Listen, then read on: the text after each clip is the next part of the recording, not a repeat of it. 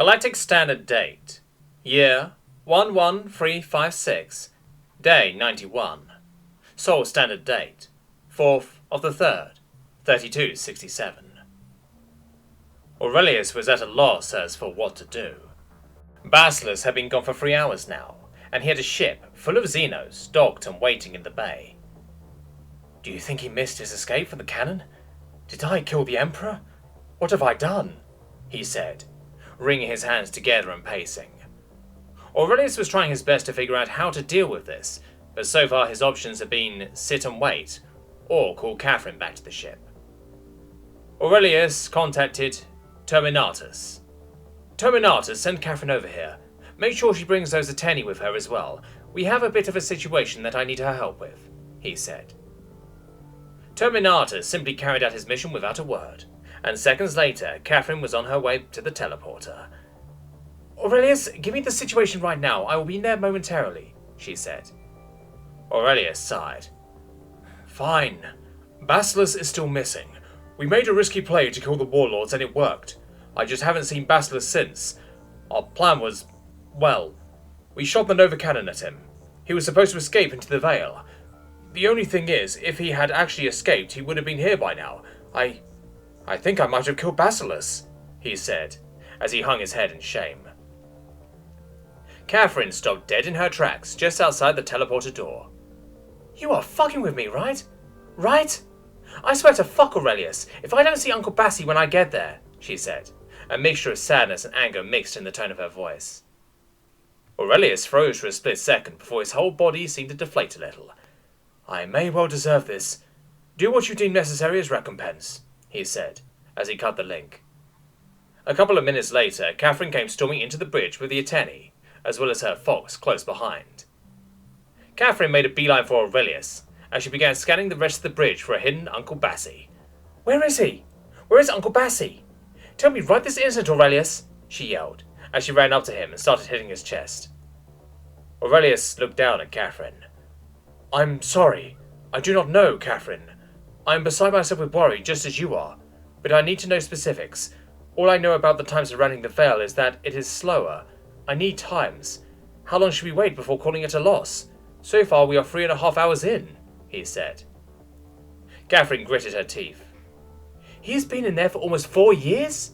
4 more years in hell? And that's just if he made it to the Vale before that sun hit him. Fuck, well, there's your damn timetables. Figure your shit out, Aurelius. You're the commander of the largest fleet in the Imperium. I know you aren't stupid. Did you kill him? Or did he escape? She said. Aurelius just looked down. I have faith in the Emperor. I have faith that he escaped. I just don't understand why it has taken him so long to return, he said. Aurelius felt something tugging at his pants. He looked down and saw the honey badger Xeno pulling at his pant leg. What do you need? He asked. Tama pointed to the center of the bridge. I can feel it. He is coming. I'm having the same feeling as the time he tore open the reality within my ship, he said. Aurelius and Catherine both leapt over the edge overlooking the bridge and tried to see any indicator of what Tama was talking about. Catherine looked back towards Tama. Are you sure it's him? Where is he supposed to come in at? She asked. Tama pointed at about their head level, inches from their faces. At that moment, 5 pale green flames burst into existence right next to each of their faces.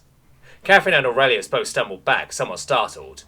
The flames began to reveal gigantic metal fingertips as they pushed into this realm. The 3 Ateni ran up behind Catherine and knelt down preemptively. The fingertips then began to pull away from each other, and the space in between started tearing. Suddenly, the room was dominated with a feeling of dread. Something was different. This wasn't Basilisk. The rift opened to reveal 2 people. One was most definitely Basilisk, although changed. The other was some strange ethereal woman with pale skin and red, cat-like eyes. She had ebony horns coming from her forehead in a U shape, and ebony wings down her back.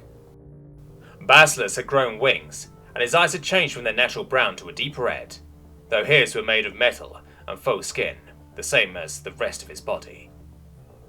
Basilisk and Amaranth stepped through the rift, and Basilisk spotted Catherine. Hey, kiddo! Sorry for the wait. Traffic was awful, he said with a big fanged grin. Oh, by the way, This is Amaranth, the goddess of hatred, and ruler of death, he said. Catherine just ran up and hugged Basilisk. I thought you were going to leave me again. Thanks for coming back so early, she said.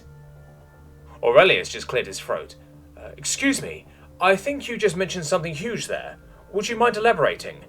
Also, why do you look like you decided to mod yourself into a half-dragon? He asked.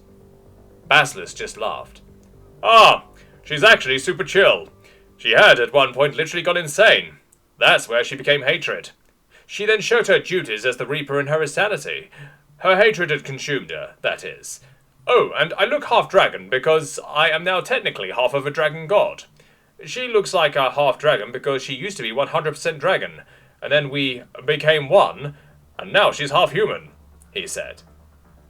Aurelius let his jaw drop. Wait, you fucked a dragon goddess? I'm sorry, what? He yelled. Basilisk bust up laughing. You know, I had thought that same damn thing, but no, I did not fuck a dragon. We entwined our souls, he said, while making a curling motion with 2 fingers. The humans aboard the ship had gone silent, so it was the perfect opportunity for the attendee to speak up. So Rand started it off with a flourish of his tiny arm. My lord, we wish to pledge our allegiance to the Terrans. We will serve you ever faithfully. However, before that, we need to get back to the council space. They must hear the words of God. When your presence is announced, they shall surely weep with joy, he said. Basilisk was about to respond before Tama jumped up and started yelling. Oh my shit! I forgot. The council is literally preparing for war against you. They didn't know whether you were friendly or not, so they have been preparing on a scale never seen before. I need to get back to the council and tell them the good news. Now, preferably, he said. Basilisk just looked at the both of them and frowned. Well, I have bad news for you all. The time god that we have been at war with for quite some time has decided to make your races his next target. All despite me, at that. As such, I have decided to make an alliance with your council, as well as the surrounding polities, he said. Tama blanched. Those things are coming for us? Are you certain? He asked. Basilisk shrugged. He kind of came to me in the Vale and gloated to my face about it. So yeah, I'm pretty sure, he said. Aurelius called a squad to have them escort the other Xenos to the bridge. Tama looked into the Emperor's eyes and said, Can you make me strong enough to defend my home once more? If there is anything I can do, do not hesitate to tell me, he said. Basilisk smiled and picked him up, holding him to eye level. You're a warrior, same as me. I can see all of the pain and suffering in those old eyes of yours. How about we make you young again, he said.